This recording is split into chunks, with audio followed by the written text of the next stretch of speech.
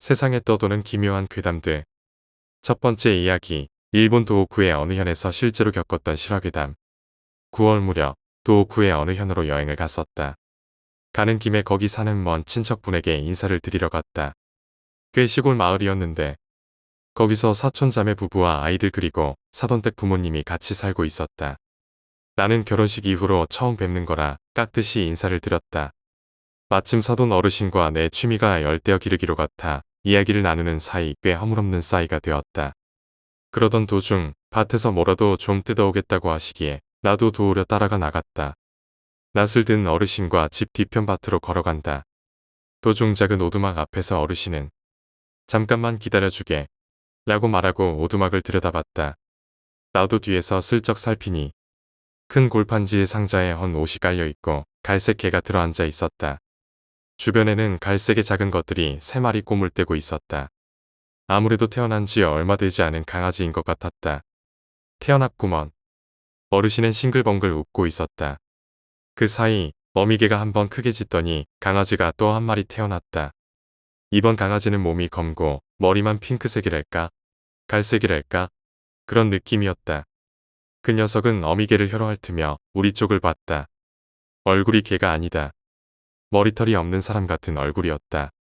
그 강아지가 첫 두름을 마치기 전 어르신은 그걸 손으로 잡고 낫으로 목을 베어버렸다. 사람 얼굴을 한 강아지는 그대로 숨을 거뒀다. 나는 놀라 말도 못하고 서 있었다. 어르신은 저런 건 살려두면 안 되지 라고 말하며 그대로 밭으로 가 쓰레기를 태우는 드럼통에 던져 넣었다.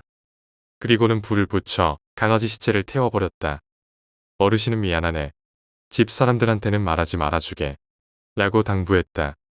나는 아무것도 묻지 못하고 채소를 뜯어 돌아왔다. 두 번째 이야기. 우연에 관한 이야기들. 시원한 바람이 부는 어느 가을날 한 시골의 작은 다리에서 큰 사고가 났다. 사고 현장은 너무나 처참했다. 작은 다리에 옆은 부서져 있고 그 밑으로 흐르는 냇가에는 승용차가 처박혀 있었다. 사고 현장 주위로는 사건 현장을 찍는 사람들과 시신의 뒷수습을 하는 사람들, 구경 온 마을 사람들로 매우 분주했다. 아따, 거기 폴리스 라인 넘지 마셔. 할아버지. 한 형사가 폴리스 라인 바깥쪽에서 자꾸 밀고 들어오는 할아버지를 막아서며 소리쳤다. 그리고는 더 넘어오는 사람이 없는지 둘러보는데 한 남자가 눈에 보여 그쪽으로 뛰어간다. 반장님 오셨습니까? 검은 선글라스를 쓴 반장이라 불리는 남자는 입으로 쯧쯧거리며 마을 주민들을 바라보다가 말한다. 지금 이게 무슨 상황이냐? 형사는 바로 옆에 붙어서 말했다. 그게 교통사고인데 조금 복잡해서. 반장은 퉁명스럽게 말했다. 고작 교통사고인데 우릴 불렀단 말이야. 우리가 그렇게 한가한 사람인 줄 아나? 형사는 머뭇거리며 말했다. 반장님, 그게 사망자가 6명이나 됩니다. 차에 6명이 타고 있었는데 한 방에 즉사한 거야. 그게 말이죠. 교통사고로 사망한 사람은 3명입니다. 근데 우연하게도 차에 탄 18세 김영순과 운전자 42세 박기순이 반대편에서 걸어오던 29세 이현도를 못 보고 차로 쳐서 죽였고 그 상황을 피하려고 오른쪽으로 꺾었다가 냇가로 빠지며 밑에서 다슬기를 잡던 83세 대복덕 할아버지를 깔아 죽였습니다. 그리고 우연히 그 광경을 목격한 33세 차하밀 씨가 심장마비로 사망했습니다. 반장은 선글라스를 벗으며 말했다. 뭔 놈의 일이 그렇게 되냐? 그럼 나머지 한 명은? 나머지 한 명은 피해자의 가족들에게 전화를 돌리던 중 발견됐습니다. 바로 18세 김영순의 어머니의 자살입니다. 저희가 전화를 돌렸는데 끝까지 받지 않아 집으로 찾아갔더니 김영순의 어머니가 목을 매단 채로 발견되었습니다. 위에서는 자살 사건도 이번 사건과 같은 맥락으로 보고 있어서 저희 책임으로 넘어왔습니다. 반장은 깊은 한숨을 쉬며 말했다. 무슨 이런 우연이 있냐? 벌써부터 골치 아프구먼. 나는 어릴 때 귀가 들리지 않고 말을 할 수 없게 태어났다. 장애를 가지고 태어난 나를 보고 아버지란 작자는 모두 어머니 탓이라며 폭력과 욕설을 퍼부었고 결국 우리를 버리고 떠났다. 어릴 적 나는 귀가 들리지 않아 제대로 된 교육을 받지 못해 남들보다 배움도 떨어졌다. 그렇기에 잔실수도 많고 바보같이 보였지만 이웃 주민들은 그런 나를 항상 감싸주고 예뻐해줬다. 몇몇 사람들은 빼고 여기 시골 마을 사람들 모두 나를 친절하게 대해준다고 믿었던 건 내가 16살이 되고 조금이나마 귀가 들리기 시작할 때부터 환상이었음을 깨달았다. 귀가 들리지 않을 때는 사람들이 항상 나를 웃으며 대했기에 나는 내 장애가 불편한 것이 아니라 오히려 축복받은 것이라고 생각했다. 왜냐하면 항상 주위 사람들로부터 보살핌과 사랑을 받아왔기 때문이다. 하지만 내 귀가 조금씩 들리기 시작하면서 그 현실이 환상이었음을 깨달았다. 어른들은 표정은 웃고 있지만 말로는 저 장애인년 또 동네 산책 나왔네. 정신이 모자라니 맨날 놀러 다니기만 하고 개팔자가 상팔자라고 전연두고 하는 말이야. 라고 비난했다. 사람들은 나를 정신적으로 미숙한 사람으로 잘못 알았기에 그런 말을 했던 것 같다. 사실 난 귀가 안 들리고 말을 못할 뿐 정상인과 다름없었다. 그러던 어느 날 한 남자가 나를 불러세웠다. 너 일로 와봐. 나는 그 남자가 부르는 소리에 몸을 벌벌 떨며 그를 바라봤다. 남자는 거친 말을 하며 가게 문 밖으로 나와 내 어깨를 세게 잡았다. 남자는 큰 소리를 질렀고 누군가 듣지 않았을까 싶어 주위를 황급히 둘러본다. 아무도 없는 것을 확인한 남자는 안도하며 나를 가게 안으로 끌고 들어갔다.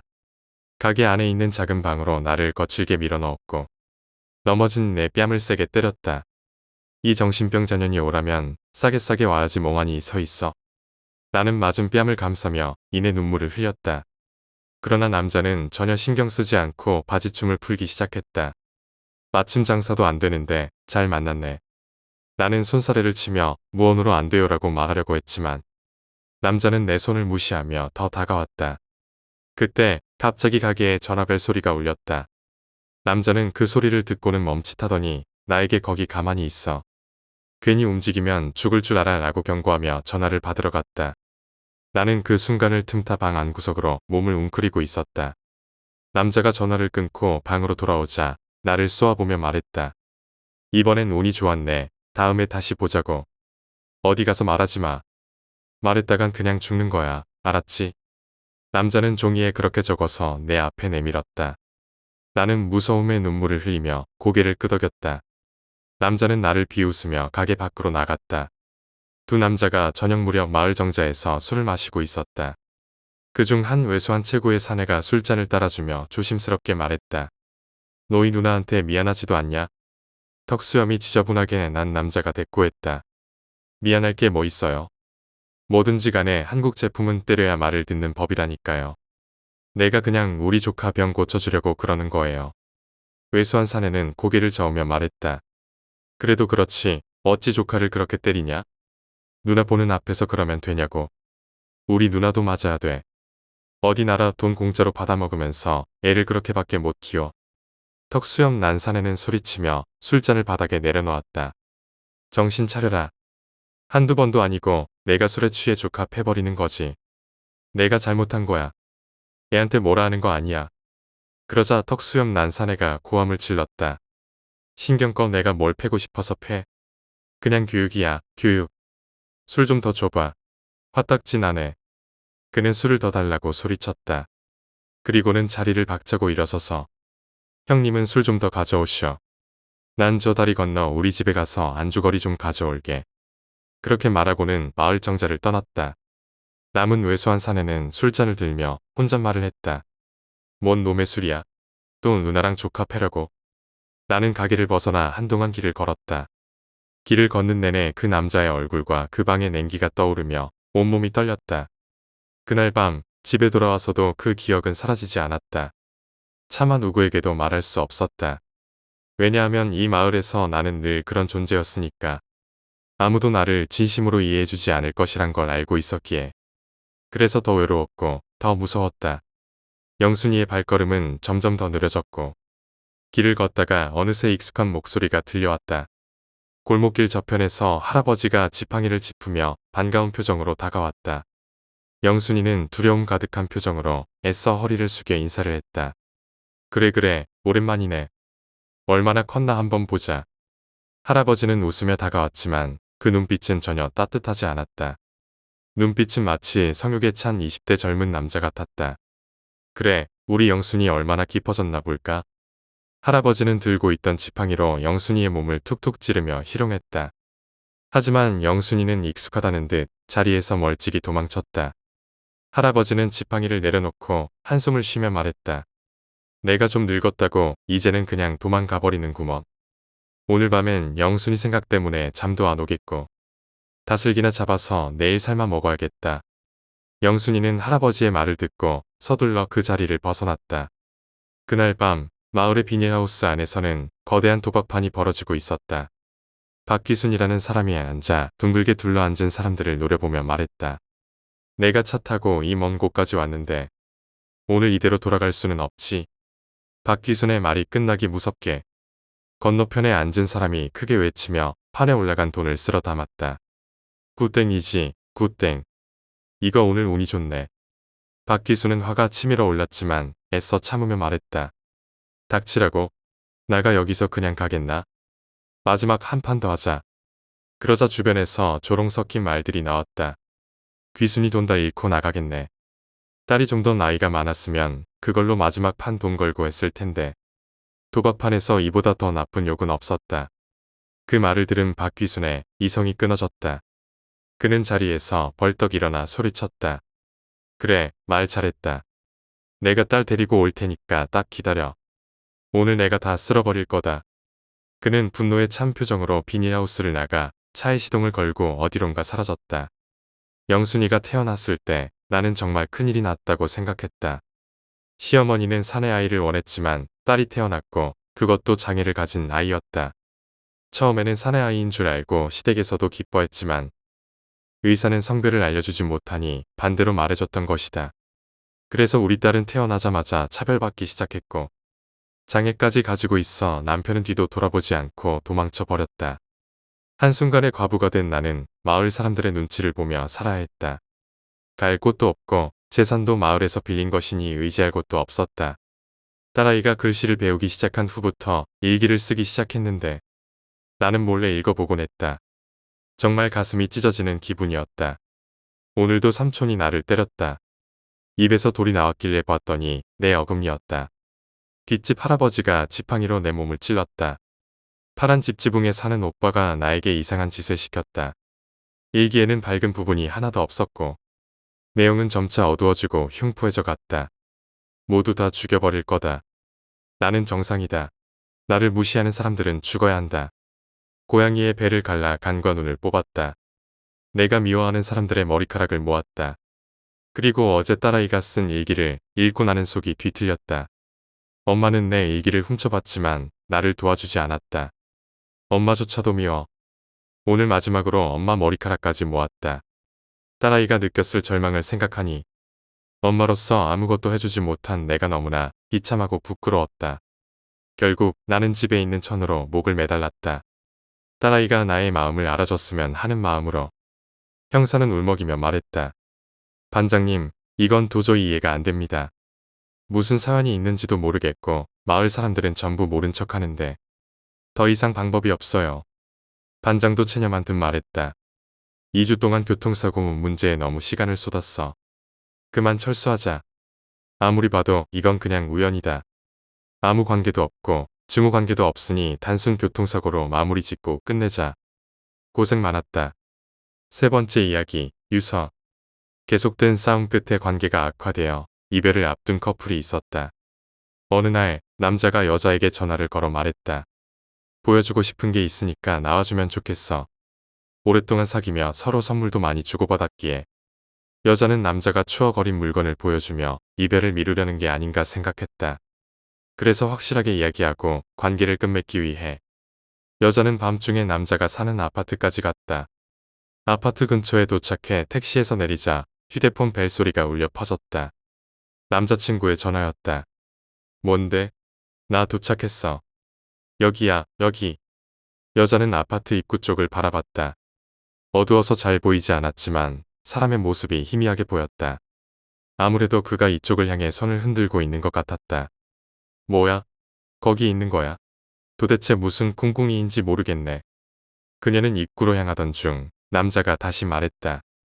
뭔가 놓고 온 게 있네. 잠깐만 기다려줘. 됐어. 기다리는 것도 지루하니까 나도 갈게. 그녀는 말했지만 남자는 괜찮아 거기서 기다려라고 대답했다. 그리고는 금방 돌아올게라며 사라졌다. 전화는 계속 연결된 채였다. 이게 뭐하는 짓이야? 여자는 속으로 투덜거렸다. 나 바쁘단 말이야. 아르바이트 끝나고 바로 온 거야. 좀 있으면 막차도 끊긴다고. 미안해. 금방이야. 남자의 말이 끝나자마자 집안에서 덜컥 철컥거리는 소리가 들려왔다. 곧이어 엘리베이터가 도착하는 소리가 나서 드디어 내려왔구나 싶었다. 문이 열리는 소리가 휴대폰 너머로 들렸지만 남자는 보이지 않았다. 뒷문으로 오고 있나? 너 어디야? 기다렸지. 그 순간 몇 미터 떨어진 뒤에서 쾅 하고 굉음이 울렸다. 혹시나 하는 생각에 뒤를 돌아봤더니 남자친구가 피투성이가 되어 바닥에 쓰러져 있었다. 가로등 불빛 아래로 비친 그의 모습은 본 적 없을 정도로 많은 피가 머리에서 쏟아져 나왔다. 신고를 받고 출동한 경찰은 이렇게 말했다.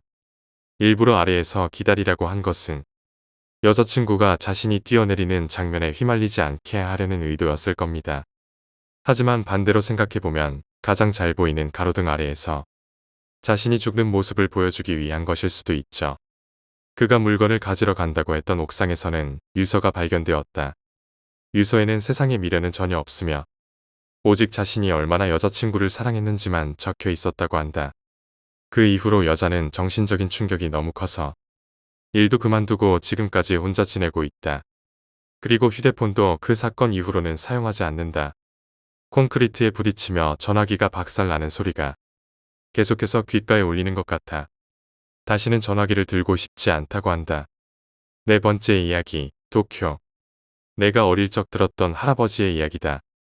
할아버지는 태평양 전쟁 당시 해군 항공대에서 전투기 조종사로 참전했었다. 현재 할아버지는 95세로 노인 보호기관에 계신다. 이 이야기를 들려주신 무렵에는 이미 치매 기운이 있으셨기에 이 이야기가 진짜인지 여부는 확실하지 않다. 할아버지는 당시 야간 공격대 소속으로 B-29 폭격기를 요격하는 임무를 맡았었다고 한다.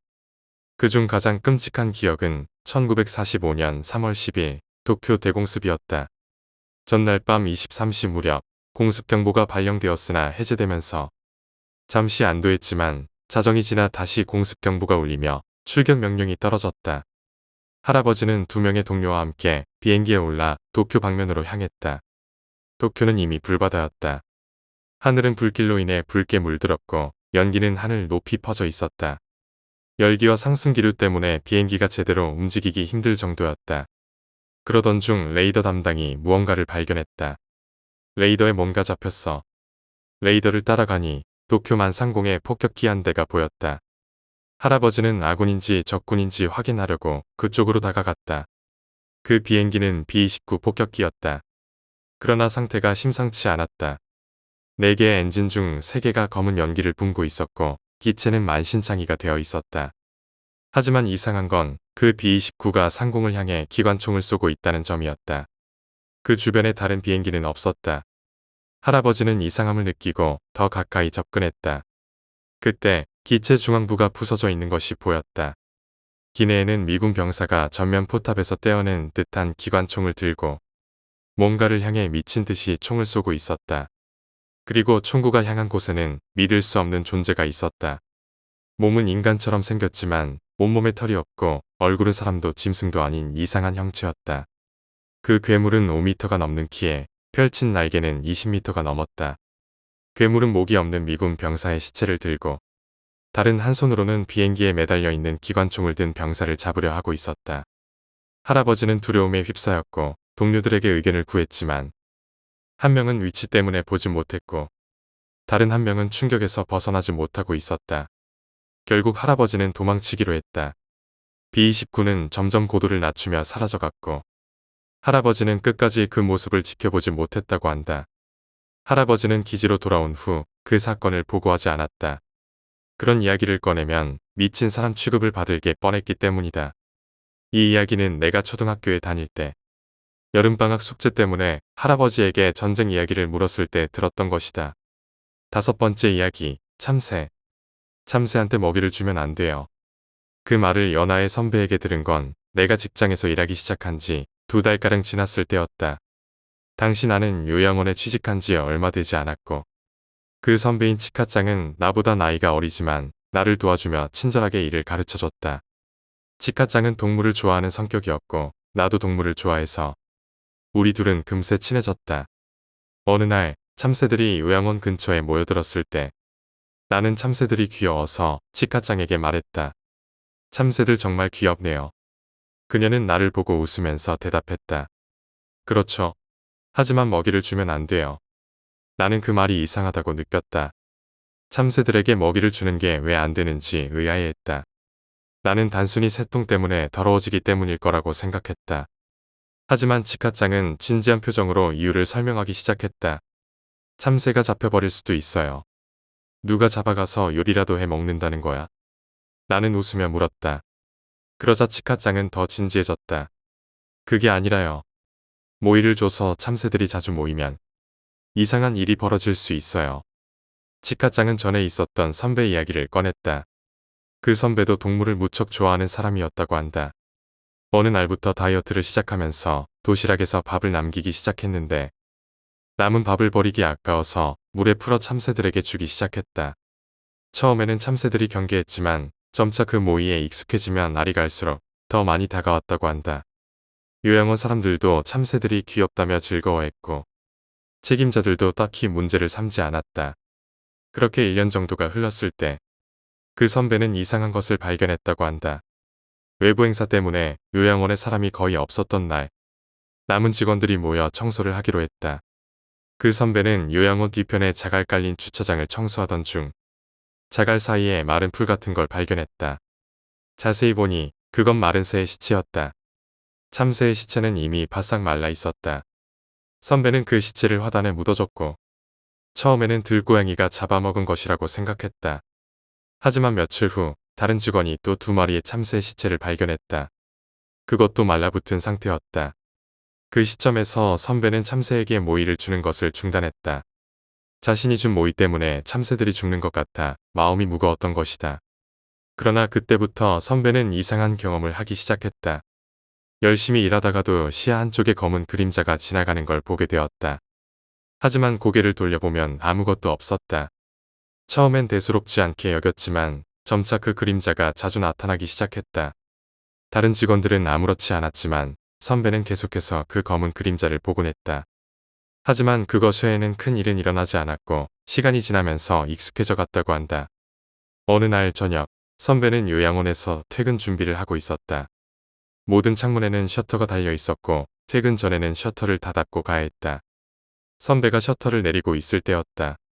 갑자기 쾅쾅쾅 누군가가 밖에서 셔터를 두드리는 소리가 요양원 안에 울려 퍼졌다. 남자 직원이 곧바로 다가와 장난인 줄 알고 셔터 너머를 확인했다. 그 순간 소리는 멈췄다. 남자 직원은 창문을 열고 밖을 내다보았지만 아무도 없었다. 그 사실에 모두가 소름이 돋았다. 누가 장난을 친다면 적어도 뒷모습이라도 봤어야 할 텐데 아무도 보이지 않았다. 요양원은 병원에서 운영하는 곳이었고 병원 근처라 돌아가신 분도 많아 다들 그날 이후로 조금씩 두려워하기 시작했다. 그 이후로도 사무실에서 물건이 혼자 떨어지거나 아무도 없는 방에서 이상한 소리가 들리는 일이 종종 일어났다. 하지만 가장 충격적인 일을 겪은 건 그 선배였다. 여름이 한창 더울 때 선배는 일을 마치고 청소를 하고 있었다. 청소가 끝났지만 워낙 더워서 에어컨을 틀어두고 있었고 창문은 다 닫혀 있었다. 그런데 선배는 갑자기 습기 찬 공기를 느꼈다. 그리고 그 순간 또다시 시야 한쪽에서 검은 그림자가 지나가는 게 보였다. 놀라 그쪽을 바라보니 창문 너머로 주차장이 보였다. 창문 아래에 무언가 검은 게 있었다. 그것이 무엇인지 확인하기 위해 다가갔을 때 선배는 그 정체를 알아차렸다. 그건 사람의 얼굴이었다. 창문 아래로 코만 내밀고 안을 들여다보는 그 얼굴은 긴 머리카락이 물에 젖은 듯 얼굴에 붙어 있었다. 얼굴의 피부는 미끈거리고 군데군데 초록색이 낀 황토색이었다. 그 눈은 감정이 없는 듯 차가웠고 선배는 온몸에 소름이 돋았다. 그 얼굴을 본 순간 선배는 확신했다. 저 녀석이 참새 시체를 먹은 거야. 어째서인지 선배는 그렇게 느꼈다고 한다. 겁에 질린 선배는 큰 소리로 울기 시작했고 주변 직원들이 달려와 선배를 진정시켰다. 치카짱도 그 자리에 있었지만 그녀는 그 얼굴을 보지 못했다고 했다. 선배는 그 후 그 일이 자신에게 일어난 이유를 책임자에게 털어놓았다. 책임자는 아무 말 없이 이야기를 듣더니 어딘가에 전화를 걸어 신사를 찾았다고 한다. 신주가 요양원을 방문해 의식을 치렀고 그 이후로는 이상한 일이 줄어들었다고 한다. 신주는 말하기를 그 얼굴이 참새들을 공약물로 착각하고 찾아온 것 같다고 했다. 그리고 그 얼굴의 정체는 더 이상 수신이나 용신이 아닌 마귀가 되어버린 존재일 가능성이 크다고 말했다. 그 존재는 완전히 사라지게 할 수는 없지만 어느 정도 억제할 수는 있다고 했다. 나는 2년간 그 요양원에서 일했지만 그동안은 별다른 일이 일어나지 않았다. 아마 지금도 그곳은 평온하게 운영되고 있을 것이다. 6번째 이야기, 벽의 소리. 어느 날 나는 이사를 했다. 새로운 집은 오래된 아파트였지만 저렴한 가격에 위치도 좋아서 큰 고민 없이 결정한 곳이었다. 짐을 다 풀고 나서 첫날 밤 아무 일 없이 잘 지낼 줄 알았다. 그런데 첫날 밤부터 이상한 일이 일어나기 시작했다. 침대에 누워 자려고 할 때 벽 너머에서 이상한 소리가 들려오기 시작한 것이다. 처음에는 이웃이 시끄럽게 하는 줄 알고 대수롭지 않게 여겼다. 그러나 그 소리는 단순한 생활 소음이 아니었다. 뭔가 벽을 긁는 소리, 사람의 숨소리처럼 느껴졌다. 벽 너머에서 낮고 거친 숨소리가 들려오더니 마치 누군가 벽에 손톱을 긁는 듯한 소리가 이어졌다. 처음에는 귀신이 장난치는 것일지도 모르겠다고 생각했지만 시간이 지날수록 그 소리는 더욱 명확해졌다. 내가 불을 끄고 침대에 눕기만 하면 그 소리가 들려왔다. 매일 밤 그 소리는 같은 시간에 시작되었다. 처음에는 벽 너머에 이웃이 이상한 소리를 내는 줄 알았지만 소리가 나는 벽은 옆집과 연결된 벽이 아니었다. 그 벽은 건물 외벽과 맞닿아 있는 곳이었다. 나는 도저히 견딜 수 없어 관리실에 찾아가 그 소음에 대해 물었다. 그러나 관리인은 그 벽 너머에 아무것도 없다고 했다. 그저 외부로 나가는 벽일 뿐 사람이 살거나 어떤 기계가 있는 곳이 아니었다. 그 말에 소름이 돋았다. 그러나 그 소리는 멈추지 않았다. 어느 날 밤 나는 소리의 정체를 밝히기로 결심했다. 핸드폰 녹음기를 켜고 그 소리를 녹음한 후 다음 날 녹음 파일을 들어보았다. 녹음된 파일에는 내가 들었던 소리들이 고스란히 담겨 있었다. 낮게 울리는 숨소리와 벽을 긁는 소리. 그러나 녹음된 소리 끝에 나는 알 수 없는 말을 들었다. 낮고 흐릿한 목소리로 도와줘. 여기 있어. 라고 누군가 말하는 듯했다. 그 순간 나는 더 이상 이곳에 머물 수 없다는 생각이 들었다. 바로 그날 짐을 싸서 집을 나왔다. 아무리 싸고 좋은 위치에 있는 집이라도 그곳에 다시 돌아갈 수 없었다. 나중에 알고 보니 그 아파트는 오래된 건물이었고 그 벽 너머에는 오래전 사라진 엘리베이터가 있었던 공간이었다. 그곳에서 과거에 누군가 사고로 떨어져 죽은 일이 있었다는 소문을 들었다. 그 집을 떠난 이후로 더 이상 이상한 소리는 듣지 않았다. 그러나 가끔 그 벽을 생각할 때면 그 목소리가 다시 귓가에 들려오는 것만 같다. 도와줘. 여기 있어. 7번째 이야기, 오래된 인형. 내가 어릴 적 우리 집에는 이상하게 생긴 오래된 인형이 하나 있었다. 그 인형은 할머니께서 물려주신 것이라고 했는데 나는 그 인형을 볼 때마다 소름이 돋곤 했다. 작은 키에 커다란 유리 눈을 가진 그 인형은 마치 사람처럼 생겼다. 어릴 때는 그 인형을 무서워서 가까이 가지도 못했고 특히 밤에 혼자 있을 때면 그 인형이 나를 쳐다보는 것 같은 느낌이 들었다. 그 인형은 항상 거실에 놓여 있었고 아무리 내가 그 인형을 멀리하려 해도 어머니는 그걸 치우지 않았다. 할머니가 물려주신 소중한 인형이니까 함부로 다루면 안 된다. 어머니는 항상 그렇게 말하며 그 인형을 집안에서 특별히 중요한 곳에 두셨다. 그러나 이상한 일이 일어나기 시작한 것은 내가 초등학교에 들어가면서부터였다. 어느 날 학교에서 돌아와 보니 인형이 거실 중앙에 떨어져 있었다. 나는 누가 실수로 떨어뜨렸다고 생각하고 다시 제자리에 두었지만 그 다음 날 또 인형이 떨어져 있는 것을 발견했다.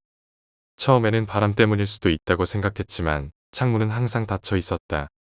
매번 같은 자리에 놓여 있던 인형이 마치 스스로 움직이는 것처럼 떨어져 있었다. 어느 날 밤 나는 그 인형을 방에 가져와 침대 옆에 두었다. 그날도 인형을 치우라는 어머니의 말을 무시하고 방에 두었는데 한밤중에 갑자기 잠에서 깨어났다. 방 안이 싸늘하게 느껴졌고 인형이 놓인 방향에서 이상한 기운이 느껴졌다. 나는 천천히 고개를 돌려 인형을 바라봤다. 그리고 그 순간 인형의 유리 눈이 나를 바라보고 있다는 것을 느꼈다. 분명 인형은 가만히 있어야 하는데 그 눈이 나를 쳐다보고 있었다. 나는 공포에 질려 인형을 방에서 내보냈지만 다음 날 아침에 인형은 다시 내 방에 있었다. 누가 가져다 놓은 건지 물어봤지만 가족들은 아무도 모른다고 했다. 그 이후로 나는 인형이 더 이상 거실에 있지 못하게 만들었다. 결국 어머니는 그 인형을 창고에 두었고 그때부터 이상한 일은 멈췄다. 그러나 그 인형은 아직도 우리 집 창고에 있다. 가끔 창고를 열 때마다 그 인형이 다시 눈앞에 나타날까 두려워지는 순간이 있다. 그 인형은 그저 오래된 물건일 뿐일까? 아니면 정말로 무언가를 품고 있는 것일까? 나는 그 인형을 절대 버리지 못한다. 할머니의 유산이기도 하고 또 그 인형이 우리 집을 떠나면 정말 무서운 일이 생길 것 같기 때문이다. 8번째 이야기, 산장의 그림자. 몇 년 전 나는 친구들과 함께 산속에 있는 작은 산장으로 여행을 갔다. 그 산장은 오래된 건물로 친구의 친척이 소유하고 있던 곳이었다. 도심에서 멀리 떨어진 곳에 위치한 산장이라 조용하고 공기가 맑아 휴식을 취하기에 딱 좋았다. 우리는 한가로운 시간을 보내며 밤이 되기를 기다렸다. 밤이 되자 산속의 어둠은 마치 무언가를 숨기고 있는 듯 깊고 고요했다. 산장에는 전기가 들어오지 않아 우리는 촛불을 켜놓고 이야기를 나누었다. 캠프파이어처럼 둘러앉아 웃고 떠들다가 친구 중 한 명이 갑자기 이런 제안을 했다. 무서운 이야기 한번 해볼래? 다들 흥미로워하며 제안을 받아들였고 무서운 이야기가 시작되었다. 친구들이 돌아가며 자신이 알고 있는 괴담을 이야기하는 동안 산장 밖에서 부는 바람 소리가 창문을 흔들고 캄캄한 밤하늘은 더 깊은 공포감을 자아냈다. 그러던 중 친구 중 한 명이 이상한 소리를 들었다고 말했다.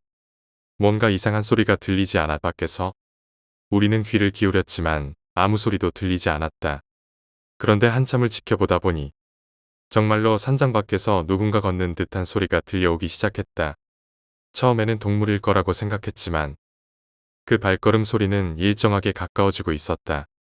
우리는 모두 긴장하며 서로의 얼굴을 쳐다봤다. 그러다 창문을 향해 고개를 돌렸을 때 창문 밖에 무언가 희미한 그림자가 스쳐 지나가는 것이 보였다. 뭐야, 지금 봤어? 누군가가 흥분한 목소리로 말했다. 나는 창문 쪽으로 다가갔다가 곧바로 뒤로 물러섰다. 창문 바로 앞에서 무언가가 서 있는 것처럼 느껴졌기 때문이다. 하지만 가까이 가서 확인하려는 순간 갑자기 창문이 스르륵 열리더니 차가운 바람이 안으로 들어왔다. 우리는 모두 겁에 질려 문을 닫으려 했지만 그 순간 창문 밖에서 또다시 그림자가 보였다. 그것은 사람의 형체였지만 얼굴은 보이지 않았다. 이건 장난 아니야. 누군가가 겁에 질린 목소리로 외쳤다. 우리는 모두 산장에서 나가야겠다고 결심하고 서둘러 짐을 챙기기 시작했다. 그러나 산장을 나서기 직전 한 친구가 갑자기 창문을 향해 소리쳤다. 저기 뭔가 있어. 우리는 다시 창문을 보았고 창문 밖에서 여전히 서 있는 그 그림자를 똑똑히 볼 수 있었다. 하지만 그 순간 그림자는 서서히 뒤로 물러서며 어둠 속으로 사라져갔다. 우리는 공포에 사로잡혀 산장을 뛰쳐나왔고 차를 몰고 서둘러 그곳을 떠났다. 돌아오는 길 내내 우리는 아무 말도 하지 않았고 산장에서 봤던 그 그림자가 무엇이었는지 아무도 말하지 않았다. 산장에 다시 돌아가고 싶다는 생각은 누구도 하지 않았다. 그 이후로 그 산장은 폐쇄되었다고 들었다. 친구의 친척이 더 이상 그곳을 사용하지 않겠다고 했다는 것이다. 왜 그랬는지에 대해서는 자세히 듣지 못했지만 그날 밤 우리가 봤던 그 그림자는 지금도 산장 어딘가에 남아있을지 모른다. 9번째 이야기, 숲속의 길. 몇 년 전 여름, 나는 친구와 함께 오랜만에 캠핑을 가기로 했다. 우리가 찾은 캠핑장은 산 깊은 곳에 있었고 사람들이 거의 찾지 않는 외딴 장소였다. 캠핑을 좋아하는 우리는 도심에서 벗어나 자연 속에서 며칠간 쉬는 걸 기대하고 있었다. 도착해서 텐트를 치고 불을 피우며 간단한 저녁을 먹은 후 숲속을 산책하기로 했다. 밤이 되어 숲은 조용해졌고 우리는 불빛을 따라 작은 산길을 걸어갔다. 둘 다 자연을 좋아해 산책을 즐기고 있었는데 한참을 걷다 보니 우리가 처음 왔던 길과는 다른 길을 걷고 있다는 걸 깨달았다. 우리는 길을 잃은 것이 분명했다. 하지만 큰 걱정은 없었다. 휴대폰에는 배터리가 충분했고 조금 돌아가면 될 거라 생각했다. 그렇게 한참을 걷다가 어느 순간부터 이상한 기분이 들기 시작했다. 숲이 이상하게 적막해졌고 바람 한 점 없이 나무들이 고요히 서 있었다. 친구도 뭔가 이상하다는 걸 느낀 것 같았다. 뭔가 이상해. 너무 조용하지 않아? 나도 느끼고 있었다. 보통 숲에서는 벌레 소리나 바람 소리가 들려야 하는데 이곳은 완전히 침묵에 휩싸여 있었다. 그때 뒤에서 갑자기 누군가 걸어오는 소리가 들렸다. 우리는 깜짝 놀라 뒤를 돌아봤지만 아무도 없었다. 그 소리는 분명히 들렸는데 마치 우리가 오던 길을 따라 누군가 천천히 걸어오는 듯한 소리였다. 우리는 더 이상 그 길을 걷고 싶지 않았다. 둘 다 급히 발걸음을 돌려 돌아가려 했지만 계속 걷던 중 길은 끝없이 이어져 있었다. 아무리 걸어도 끝이 보이지 않았고 주위는 여전히 고요했다. 시간이 얼마나 흘렀는지 모르겠지만 우리는 점점 지쳐갔다. 그때 숲속 어딘가에서 희미한 빛이 보였다. 우리는 그 빛을 따라가기로 했다. 가까이 다가가 보니 작은 오두막 같은 건물이 있었다. 그 오두막은 낡고 쓰러져가는 듯했지만 우리에게는 그곳이 유일한 희망처럼 느껴졌다. 문을 두드리자 아무런 반응이 없었다. 하지만 문은 살짝 열려 있었고 우리는 조심스럽게 문을 열고 들어갔다. 안에는 아무도 없었고 오래된 가구들만 놓여 있었다. 낡은 테이블과 의자, 그리고 먼지가 쌓인 램프가 하나 있었다. 우리는 그곳에서 잠시 쉬기로 했다. 그러나 방 안은 이상할 정도로 차가웠다. 여름밤인데도 불구하고 오두막 안은 마치 한겨울처럼 서늘했다. 우리는 계속해서 이상한 기분을 떨칠 수 없었다. 갑자기 친구가 말했다. 우리 여기서 빨리 나가자. 뭔가 기분 나빠. 나도 같은 생각이었다. 그 순간 등 뒤에서 나무 바닥을 긁는 소리가 들렸다. 우리는 동시에 그쪽을 바라봤다. 아무것도 없었다. 그러나 그 소리는 분명히 들렸다.